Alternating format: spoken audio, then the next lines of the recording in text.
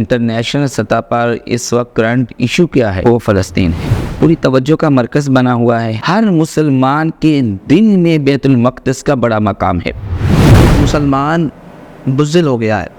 امت مسلمہ کے جو حکمران ہیں نا، یہ بزدل ہو گئے۔ اللہ اکبر، یہ تو عجیب و غریب قسم کی بات کر رہے ہیں۔ دنیا کے جو بڑے دہشت گرد ہیں نا، بڑے دہشت گرد، ان میں سے ایک بڑا دہشت گرد اسرائیل ہے۔ مولانا لوگوں کی باتیں جو نا وہ سخت لگتی ہیں۔ مسٹر محمد علی جناح صاحب، انہوں نے فرمایا کہ یہ ایک ناجائز ریاست ہے، اسرائیل کو کسی قیمت پر قبول نہیں کیا جا سکتا ہے۔ 56-57 اسلامی ممالک ہے، اگر آج بھی ایک نعرہ لگا دیں کہ خبردار،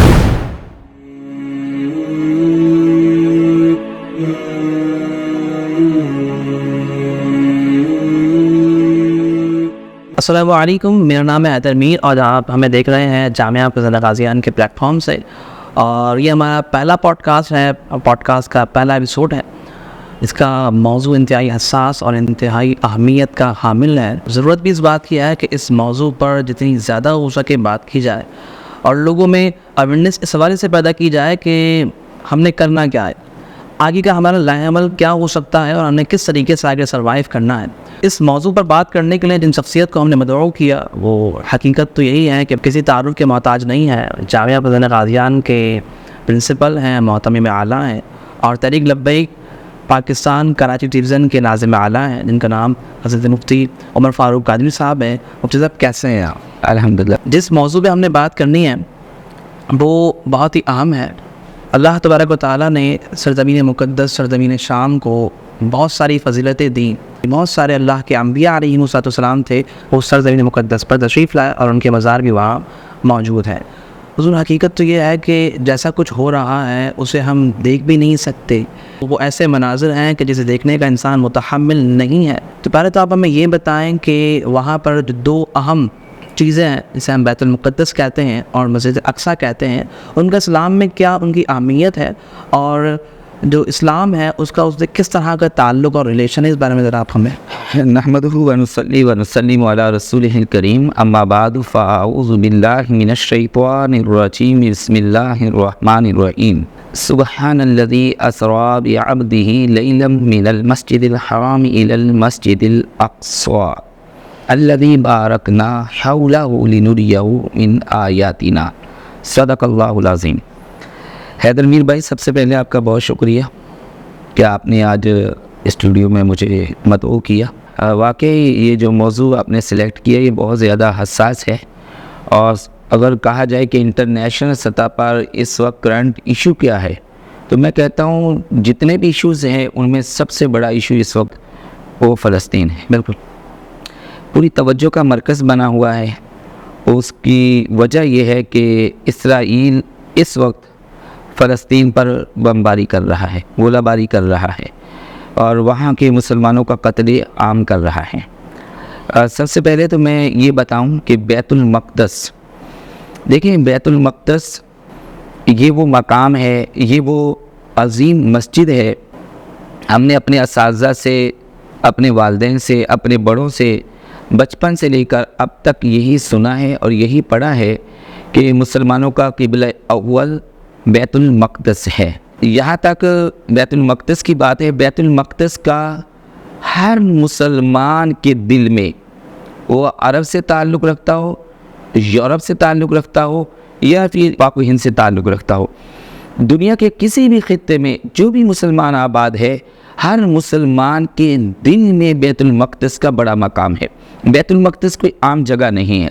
بیت المقدس کا ذکر تو قرآن عظیم میں آیا، اس لیے میں نے آج اپنی گفتگو سے پہلے قرآن عظیم کی وہ آیت بینہ تلاوت کرنے کا شرف پایا جس میں اللہ تعالیٰ نے اپنے محبوب تاجدار ختم نبوت صلی اللہ علیہ وآلہ وسلم کی معراج شریف کا ذکر فرمایا، اور اسی آیت میں بیت المقدس کا ذکر فرمایا، اور ہر مسلمان اس کا تو دل باغ باغ ہو جائے گا کہ قرآن کی اس آیت میں بیت المقدس کا ذکر ہے، اس بیت المقدس کا ذکر ہے جس پر اسرائیل آج بمباری کر رہا ہے، گولہ باری کر رہا ہے، جس کے ارد گرد رہنے والوں کا قتل عام کر رہا ہے، انہیں شہید کر رہا ہے۔ بیت المقدس وہ مقام ہے کہ جس کے ارد گرد بارکنا حولہ لنریہ، جس کے ارد گرد اللہ کریم نے برکتیں رکھی ہیں۔ مفتی احمد یار خان نعیمی رحمۃ اللہ تعالی علیہ، آپ جب اس کی وجہ تسمیہ المیہ بیان فرماتے ہیں. آپ کیا فرماتے ہیں؟ آپ فرماتے ہیں کہ یہ انبیاء اور رسل کے نزول کا مقام ہے, یہ انبیاء اور صلحاء کا مرکز ہے, یہ وہ مقدس دیار ہے بیت المقدس, یہ وہ بابرکت شہر ہے جس میں انبیاء علیہم السلام کی مزارات ہیں. آج اسرائیل اس مقدس شہر کے اوپر بمباری کر رہا ہے, آج اس کے مسلمانوں کو, رہنے والوں کو سر عام بے دردی کے ساتھ شہید کر رہا ہے. حضور کی حدیث پاک میں نے پڑھی جسے امام مسلم نے صحیح مسلم میں روایت فرمایا. وہ حدیث پاک بلا شبہ ایک ایسی حدیث پاک ہے کہ جسے ہم پڑھیں تو وہ حدیث پاک ہمیں سوچنے پر مجبور کر دیتی ہے. سرکار نے فرمایا کہ ایک شخص مرتا ہے, ایک مومن مرتا ہے, اور وہ اس طرح مرے کہ اس نے جہاد نہ کیا, اسے جہاد بھی نہیں کیا اور اس کے دل میں جہاد کی تمنا بھی پیدا نہ ہوئی. تو حضور فرماتے ہیں کہ وہ شخص ایسا مرا کہ گویا کہ وہ ایک نفاق کی ایک صورت پر مرا, نفاق کے ایک حصے پر مرا. حضور جو میرا سوال آپ سے ہے وہ یہ ہے کہ آج ہم بات کریں تو ایک مسلمان بزدل ہو گیا ہے, اس میں کوئی شبہ نہیں. بزدل اس معنی میں ہو گیا کہ اس کے سامنے اگر جہاد کی بات کی جائے تو شاید وہ ڈر جاتا ہے کہ یار یہ کیسی بات کر رہے ہیں, یہ تو عجیب و غریب قسم کی بات کر رہے ہیں. جہاد کا نام نہیں لیا جائے تو وہ گھبرا جاتا ہے. جبکہ حقیقت تو یہ ہے جو ہم سنتے ہیں, پڑھتے ہیں کہ اللہ تعالیٰ نے قرآن پاک میں کئی مقامات پر جہاد کا ذکر کیا. رسول اللہ کی سیرت کو اگر ہم دیکھتے ہیں تو جہاد آپ کی سیرت میں ہمیں ایسے نظر آتا ہے کہ آپ کو تو نبی الملاحم کہا جاتا ہے, جنگوں والے نبی. تو اس آپ مجھے یہ بتائیے کہ یعنی وہ کیا وجوہات ہیں کہ ایک مسلمان اتنا ڈرپوک ہو گیا ہے اور جذبہ جہاد اس سے کم ہوتا جا رہا ہے, جبکہ سرکار تو فرما رہے ہیں کہ اگر جہاد نہ بھی کر سکے تو کم از کم تمنا تو دل میں ہونی چاہیے جہاد کرنے کی. جی بالکل, آپ نے بہت اچھی بات کی, لیکن میں ایک بات واضح کروں حیدر بھائی, ہر مسلمان ڈرپوک نہیں ہو گیا ہے. صحیح, ہاں, ہر مسلمان بزدل نہیں ہو گیا ہے. اگر میں کھل کے تھوڑی بات کر دوں نا تو آج امت مسلمہ کے جو حکمران ہیں نا یہ بزدل ہو گئے. اللہ اکبر. پاکستان کو دیکھ لیں, صحیح ہے. کیا پاکستان کا ہر شہری بزدل ہو گیا؟ نہیں, کیا میں بزدل ہوں اس معاملے میں؟ نہیں ایسا نہیں. آپ بزدل ہیں؟ نہیں, کیا آپ کا دل نہیں چاہتا کہ میں جہاد کروں؟ بالکل کیا میرا دل نہیں چاہتا جہاد کروں؟ دنیا کے جو بڑے دہشت گرد ہیں نا, بڑے دہشت گرد, ان میں سے ایک بڑا دہشت گرد اسرائیل ہے. بالکل. چلیں مولانا لوگوں کی باتیں جو نا وہ سخت لگتی ہیں. قائد اعظم جنہیں دنیا کہتی ہے پاکستان, اہل پاکستان کہتے ہیں, مسٹر محمد علی جناح صاحب, انہوں نے کیا پیغام دیا؟ انہوں نے فرمایا کہ یہ ایک ناجائز ریاست ہے, یہ ایک قبضہ ہے, اسرائیل کو کسی قیمت پر قبول نہیں کیا جا سکتا ہے. ہم بھی نہیں کر رہے, بالکل, مولانا بھی نہیں کر رہے. اس کی اپنی کوئی وراثت وہاں پر نہیں ہے. جہاں بھی اس کی آبادی ہے, اسرائیل وہ ایریا جہاں پر یہ لوگ آباد ہیں, یہ قبضہ ہے ان کا. اور رہی بات بزدلی کی اور ڈرپوک کی, تو میں نے آپ سے عرض کیا کہ ہر مسلمان نہ ڈرپوک ہے نہ بزدل ہے. مسلمان کے دل کے اندر جذبہ ایمانی آج بھی موجود ہے. آج جو بزدل ہوئے نا وہ مسلمانوں کے حکمران ہوئے ہیں. تھوڑی سی بات تیز لگے گی. مجھے بتاؤ کہ اگر ہم یہ کہیں کہ ہمارا جنگی سامان, ہمارا ایٹم بم, ہمارا غوری یا شاہین وہ محفوظ ہے, لیکن میں یہاں پر یہ کہوں گا کہ جب اسرائیل فلسطین پر بمباری دن رات کر کے اور بڑی تعداد میں وہاں کے مسلمانوں کو شہید کر رہا ہے اور اس مقدس دیار کی بے حرمتی کر رہا ہے, اور پھر ادھر ہم کہیں کہ ہمارے میزائل, ہمارے ہتھیار جو ہیں وہ محفوظ ہیں, جبکہ دوسری جانب مسلمان کی ماں, مسلمان کی بہن, مسلمان کی بیٹی وہ غیر محفوظ مقام پر کھڑے ہو کر کے وہ پتھروں کے ساتھ, کنکریوں کے ساتھ جو ہے وہ اپنے دشمن کا مقابلہ کر رہی ہے, جس کے پیاروں کو اس کی آنکھوں کے سامنے شہید کیا جا رہا ہے. اور وہ بدقسمت ہے وہ شخص کہ جو اپنے دل کے اندر جہاد کے معاملات میں بزدلی رکھتا ہے, وہ بدقسمت ہے. جہاد تو مومن کا شیوا ہے. ہم جس مقدس ذیشان کتاب ذیشان لا ریب کتاب کی تلاوت کرتے ہیں, الف لام میم ذالک الکتاب لا ریب فیہ, سینکڑوں کی تعداد میں جہاد سے متعلق آیات بینات اس بابت کا مقدس کتاب میں نازل ہیں, اس میں موجود ہیں. وجاہدوا فی اللہ حق جہادہ, اور اللہ کی راہ میں جہاد کرو جیسا کہ جہاد کرنے کا حق ہے. ان اللہ اشتری من المؤمنین انفسهم واموالهم بان لهم الجنہ یقاتلون فی سبیل اللہ فیقتلون ویقتلون وعدا علیہ حقا فی التوراۃ والانجیل والقرآن. اور پھر کہیں قرآن ہمیں جھنجھوڑ رہا ہے وما لکم لا تقاتلون فی سبیل اللہ. کوئی زندہ دل مسلمان یہ آیات بینات پڑھنے کے بعد بھی کیا وہ بزدل ہو جائے گا؟ نہیں ہو سکتا. نہیں ہو سکتا، بشرطے کہ اسے کوئی غیرت مند استاد پڑھا دے یہ آیات بینات. جیسا کہ حضور امیر المجاہدین رحمۃ اللہ تعالی علیہ نے ان آیات بینات کا ترجمہ فرمایا اور یہ آیات بینات پڑھ کر سنائی اور دنیا کو یہ پیغام سنایا کہ قرآن تم سے کیا خطاب فرما رہا ہے. باقی رہ گئی یہودیوں کی بات. بخاری شریف میں یہ روایت موجود ہے. حضرت امام بخاری رحمۃ اللہ تعالی علیہ نے اس حدیث پاک کو روایت فرمایا کہ قیامت اس وقت تک قائم نہیں ہوگی یہاں تک کہ مسلمان یہود سے جہاد کریں گے، لڑیں گے، لڑائی کریں گے. اور ہوگا کیا؟ نتیجہ بھی آپ نے ارشاد فرمایا، مسلمان اتنا لڑیں گے کہ مسلمان یہودیوں کو قتل کریں گے. اور ہوگا کیا؟ فرمایا کہ یہودی درختوں کے پیچھے، پتھروں کے پیچھے جا کر کے چھپ جائیں گے. ارے ہوگا کیا؟ مدد ایسے آئے گی کہ وہ پتھر، وہ درخت بھی بول پڑیں گے کہ اے مسلمان، یہودی ادھر ہے، دشمن خدا ادھر ہے، مسلمان کا دشمن ادھر ہے. اس وقت جب مسلمان غیرت کے ساتھ کھڑا ہو جائے گا، اللہ تعالیٰ کی ذات پر توکل کر کے کھڑا ہو جائے گا، اللہ تعالیٰ کی ذات پر کامل بھروسہ لے کر کے کھڑا ہو جائے گا، اور پھر وہ عالم جہاد بلند کر دے گا، نعرہ تکبیر، نعرہ رسالت بلند کر کے لبیک یا رسول اللہ کی صدا لگا کر، لبیک لبیک الجہاد کی صدا لگا کر کے جب وہ میدان عمل میں آ کر کے میدان کو سجا دے گا، اب مدد یوں آ رہی ہوگی کہ وہ شجر بھی بول رہے ہوں گے، وہ پتھر بھی بول رہے ہوں گے.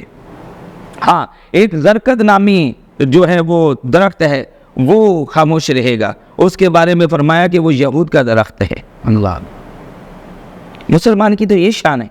ماشاء اللہ. حضور اب مجھے یہ بھی بتائیے کہ اگر ہم اسے دیکھنے کے بہت سارے پیرائے ہو سکتے ہیں، بہت سارا انسان جہتوں سے اس کو دیکھ سکتا ہے. اس تمام تر معاملے پر ابھی ہم نے گفتگو کی تو اسے ہم ایک اسلامی نظریے سے دیکھ رہے تھے. اگر انسان یوں دیکھے کہ انسانیت کے اعتبار سے دیکھے، یعنی انسانیت کے ساتھ جو کچھ ہو رہا ہے وہ بھی ایک انسان تو اسے برداشت نہیں کر سکتا. وہاں بچے ہیں، ہم دیکھتے ہیں کہ چھوٹے چھوٹے بچے ہیں کہ جو نومولود ہیں، اور بچیاں ہیں، مائیں بہنیں ہیں، اور ان کے ساتھ جو معاملہ ہو رہا ہے وہ کسی سے ڈھکا چھپا نہیں ہے. سوال میرا یہ ہے کہ ہمارے یہاں بہت سارے لوگ جو انسانی حقوق کے دعوے دار ہیں، انسانی حقوق کے نام پر ان کا کام دھندا چل رہا ہے، دعویٰ کرتے ہیں کہ ہم انسانی حقوق کے بڑے حامی اور علم بردار ہیں، اور اس میں سے ایک طبقہ وہ بھی ہے کہ جو خواتین کے حقوق کے نام سے بات کرتا ہے، حقوق نسواں کے نام پر نکل آتا ہے اور عجیب و غریب قسم کے سلوگن لے کر وہ گفتگو کر رہے ہوتے ہیں. بظاہر وہ اپنے آپ کو فیمنسٹ کہلاتے ہیں، لیکن حقیقت یہ ہے کہ کیا یہ انہیں نظر نہیں آتا؟ کیا انہیں انسانی حقوق کا دعوے کرنے والوں کو یہ انسان، یہ نہتے مسلمان نظر نہیں آتے؟ دیکھیں حیدر بھائی، اس کے اندر ہم نے سب سے پہلے یہ دیکھنا ہوگا کہ یہ جتنے بھی دعوے دار ہیں یہ غلام ہیں کسی کے یا آزاد ہیں. اگر تو یہ کسی کے غلام ہیں، کسی سے مراد بالکل کسی دنیا دار کے غلام ہیں، امریکہ کے، بالکل فرانس کے، جی ایسا ہی، برطانیہ کے، اسرائیل کے، اگر تو اس طرح کی طاقتوں کے یہ غلام ہیں تو یہ کبھی بھی یہ بات نہیں کریں گے. اور یہاں تک اسلام کی بات ہے، حقوق کی بات ہے، عورت کے حقوق کی بات ہے، عورت کو سب سے زیادہ خوبصورت انداز میں اور سب سے زیادہ حقوق، سب سے زیادہ تحفظ، سب سے زیادہ عزت جو دی وہ تو دی ہی اسلام نے. بالکل. اس کے مقابلے میں تو کسی مذہب نے جو ہے عورت کو یہ عزت، یہ مرتبہ اور یہ مقام دیا ہی نہیں. اب اس طرح کی جو کمزور بات کرنے والے ہیں وہ آج ہمارے الیکٹرانکس میڈیا پر بھی بیٹھے ہوئے ہیں، سوشل میڈیا پر بھی بیٹھے ہیں، کہیں کہیں وہ یوٹیوبر بن کر بھی بیٹھے ہوئے ہیں، اور یا اس کے علاوہ بھی ہیں. ٹھیک ہے، آج یہ سب لوگ کہاں ہیں؟ کہاں ہیں وہ بھائی؟ کسی انگریز کے کتے کو پتھر لگتا تھا نا، وہ بھی خبر بنتی تھی. آج مسلمان کا بچہ شہید ہو رہا ہے، اس کا خون ایسے سڑکوں کے اوپر بہہ رہا ہے، پورے گھر ان کے جو ہے وہ تباہ ہو رہے ہیں، بمباری ہو رہی ہے. یہ میں نہیں کہہ رہا ہوں، یہ آپ ہی کا میڈیا دکھا رہا ہے.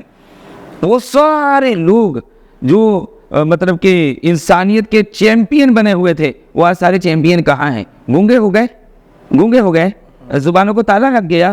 جی جناب، تالا ہی لگ گیا. کیوں؟ اب بات حق کی بات ہے، دین کی بات ہے، اسلام کی بات ہے، اور ظالم جو ظلم کر رہا ہے اس کے ظلم کا پرچار کرنے کی بات ہے، تو یہ گنگے ہو گئے. اب ان کے اندر کوئی دم خم نہیں ہے، یہ کوئی بات نہیں کر سکتے. اب یہ وہی بات کر سکتا ہے جو اسلام کا، دین کا ماننے والا ہے اور سچا پکا مسلمان ہے، دین کی سرحدوں پر جو پہرہ دینے والا ہے، اللہ تعالیٰ کی ذات پر جو توکل کرنے والا ہے، اور سب سے بڑھ کر نبی تو عالم صلی اللہ علیہ وسلم سے عشق و وفا کرنے والا ہے. حضور آپ کی بات پہ ایک بات میں صرف وہ اس ظلم کو اجاگر کرے گا. وہی دیکھیں، بالکل ماضی قریب میں ہمارے پاکستان میں جو جڑاوالا میں واقعہ ہوا اس کے اوپر کتنا کچھ ہوا. ہر ایک بندہ اس پہ گفتگو کرنے کے لیے آ گیا اور باتیں کر رہا ہے کہ دیکھیں ایسا تو اسلام میں درس نہیں دیتا، وہاں انہیں نظر آ رہا ہے. لیکن اس معاملے پر ان میں سے بہت سارے افراد ایسے ہیں کہ جن کی زبانوں پر حقیقت یہی ہے کہ تالے لگے ہوئے ہیں، کیونکہ بات یہ ہے کہ وہ لوگ کسی اور کے اشاروں پر چلتے ہیں. حضور کنکلوژن کرتے ہیں، اختتام کی طرف آتے ہیں. انتہائی عام سوال یہ ہے کہ اس تمام تر صورتحال میں ہماری کیا ذمہ داری ہے، اور دوسری اور اہم بات یہ ہے کہ ہم بظاہر دیکھیں تو یہ مسئلہ انٹرنیشنل ہے، یعنی کوئی گلی کوچے کا مسئلہ نہیں ہے کہ ہم کھڑے ہو جائیں اور ہم کہیں بھائی چلیں ہم چلتے ہیں اور ہم اس کا کچھ ایکشن کا ریئیکشن دیتے ہیں. تو معاملہ تو کچھ اور ہے، ذمہ داری تو شاید کسی اور کی عائد ہوتی ہے. تو آپ یہ بتائیں کہ ذمہ داری کس کی ہے، اب کرنا کس نے ہے اور بات کس نے کرنی ہے؟ دیکھیے حیدر میر بھائی اور ہمارے سننے والے سامعین ذی وقار بھی سنیں، یہ ذمہ داری امت مسلمہ کے جو لیڈران ہیں نا، حکومتیں ہیں جن کے ہاتھ میں، اور جن کے ہاتھ میں اختیارات ہیں، جن کے ہاتھ میں کنٹرول ہے، ٹھیک ہے نا، یہ حقیقتاً ان کی ذمہ داری ہے. ہم تو تیار ہیں، ہمیں ابھی حکم کریں کہ جی آپ فلسطین کے لیے جہاد کرنے کے لیے اٹھیں تو ہم بھائی اپنی آل اولاد اپنے بچے لے کر کے ہم چل پڑیں گے. جیسے آپ نے میرا تعارف کروایا تاریخ لبیک پاکستان کے حوالے سے، تو ہمارے نائب امیر قبلہ پیر سید ظہیر الحسن شاہ صاحب نے کیا فرمایا؟ انہوں نے کوئی سخت بات نہیں کی، انہوں نے حقیقت پر مبنی بات کی. انہوں نے فرمایا کہ ہم علی کے ماننے والے ہیں، سید زادے ہیں، ہم ہیں کربلائی، ہم ہیں کربلا کے ماننے والے ہیں، ہم ہیں حسینیت والے، ہم ہیں حقیقت میں حسینیت کا نعرہ لگانے والے. اب بات دین پر آ گئی ہے، دین پر آنچ آ گئی ہے نا، تو جب یہ آنچ دین پر آئی ہے، دین کا نام لیواؤں پر آئی ہے، تو پھر اس راہ میں کلمہ الحق بلند کرنے کے لیے، جہاد کے لیے ہم خود بھی اپنے بیوی بچوں کے ساتھ، اپنی آل اولاد کے ساتھ ہم حاضر ہیں لبیک. یہ ذمہ داری، جہاں تک آپ نے ذمہ داری کی بات، سب سے پہلے تو حکومتوں کی ذمہ داری ہے. اسلامی ممالک 56-57 اسلامی ممالک ہے، اگر آج بھی ایک نعرہ لگا دے کہ خبردار، بس یہ کہنا ہے. ہمارے بابا جی فرماتے تھے ایٹم بم مارنے کی ضرورت نہیں ہے، آپ صرف غوری مظہر سیدھا تو کریں. کیا بات، آپ اس کو بھی کہتے ہیں یہ سخت بات ہے، کیا سخت بات ہے؟ آپ سیدھا کریں کہ جناب یہ ظلم روکیں ورنہ ہم ماریں. دیکھیے جہاں تک تعلق یہ کسی قوم کا، یہ فلسطین کا مسئلہ جو ہے، بیت المقدس کا جو مسئلہ ہے، بیت المقدس کا، یہ کسی قوم، کسی گروہ، کسی فرد، کسی تنظیم، کسی تحریک کا مسئلہ نہیں ہے. صحیح، یہ جان لے پوری پاکستانی قوم اور پوری دنیا کے لوگ کہ بھائی یہ کسی تنظیم، کسی گروہ، کسی فرد، کسی تنظیم کا معاملہ، تحریک کا معاملہ، کسی رنگ سے، کسی نسل سے یہ تعلق نہیں رکھتا ہے، بلکہ یہ تمام امت مسلمہ کا متفق کا یہ مسئلہ ہے. تو پوری امت مسلمہ کو کھڑا ہونا ہوگا. اگر کل یہ حال افغانستان کے ساتھ تھا، 20 سال رہا، شام کے ساتھ تھا، سالوں سال رہا، عراق کے ساتھ تھا، سالوں سال رہا، یمن کے ساتھ تھا، لبنان کے ساتھ تھا، برما کے ساتھ تھا، 75 سال 76 سال سے کشمیر کے ساتھ ہے، سالوں سے یہ فلسطین کے ساتھ ہے. جب یہ امت مسلمہ کے جو کنٹریز ہیں جدوی کر کے کبھی اس کو جو نا وہ نشانے پہ لے لیا تھا، کبھی اس کو، کبھی اس کو، کبھی اس کو، میرے منہ میں خاک. اللہ تعالیٰ حفاظت فرمائے ہمارا وطن تا صبح قیامت شاد و آباد رہے. یہ ظلم کی آندیاں یہ اس طرف بھی آ سکتی ہیں، لیکن اس سے پہلے ہمیں خبردار ہونا ہوگا. آج ہم ایٹمی پاور ہیں، آج پوری دنیا کے مسلمان پاکستان کی طرف دیکھتے ہیں، لیکن مجھے بتائیں نا کوئی پاکستان کے حکمرانوں کی حالت کیا ہے اس معاملے میں؟ قوم تو سراپا احتجاج ہے، سڑکوں کے اوپر ہے، پریس کانفرنس کر رہی ہیں، پریس کلب پر پہنچ رہی ہیں، سڑکوں کے اوپر آ رہی ہیں، پاکستان کے چھوٹے بڑے شہروں میں، قریہ بستیوں میں فلسطین کے حق میں نعرے لگائے جا رہے ہیں، بیت المقدس کے حق میں نعرے لگائے جا رہے ہیں، ان کے پرچم کو لہرا رہے ہیں، اٹھا رہے ہیں. قوم تو تیار ہے، مگر بتاؤ حکمرانوں نے کیا کیا؟ سوالیہ نشان یہ ہے. وہ بات جو آپ نے جڑا والا کی جڑا والا کا واقعہ، ہم تو ہر ایک واقعے کی مذمت کرتے ہیں کہ بھائی ہر ایک کا حق ہے رہنے کا پاکستان کی سرزمین پر، کہ وہ پاکستان کے آئین اور قانون کی روح کے مطابق، شریعت کے مطابق وہ زندگی بسر کرے، اسے کون تکلیف دیتا ہے؟ لیکن بتائیں یہ 12 ربیع الاول شریف کو اس سال جو چند دن پہلے ثانیہ مستونگ ہوا، جس کے اندر اب تک ہماری اطلاعات کے مطابق 73 شہادتیں ہو چکی ہیں، وہاں وہ چرچ کی دیواریں جو سیاہ ہوئی ہیں اس کو دیکھنے کے لیے کوئی چھڑی کے ساتھ دکھا رہا ہے، کوئی انگلی کے ساتھ دکھا رہا ہے، بڑے بڑے پروٹوکول کے ساتھ پہنچ رہے ہیں، اور بڑے بڑے کرتا دھرتا، بڑے بڑے طاقتور حلقے، بڑے بڑے لوگ، بڑے بڑے منصب پر بیٹھنے والے، اور سب آپ کے ذہن میں آ گئے، قوم کے ذہن میں آ گئے، سب کو پتہ ہے، وہ سب پہنچ گئے، ٹھیک ہے چلے گئے. لیکن بتائے کہ کسی نے جا کر کے ثانیہ مستونگ کے حوالے سے ان کچی آبادیوں میں، ان کچے گھروں میں جہاں سے شہادتیں ہوئیں، جہاں سے جنازے اٹھے، جس گھر سے شہید کا جنازہ اٹھا، میلاد مصطفیٰ صلی اللہ علیہ وسلم کا شہید، کسی نے داد رسی کی، کسی نے ان کی مدد کی، کیونکہ ان کا علاج کروا رہا ہے. آج ان کا علاج تحریک لبیک پاکستان والے کروا رہے ہیں، ان کو خون تحریک لبیک پاکستان والے دے رہے ہیں. یہ کام کس کا تھا؟ یہ ریاست کا کام تھا، یہ پاکستان کے حکمرانوں کی ذمہ داری تھی.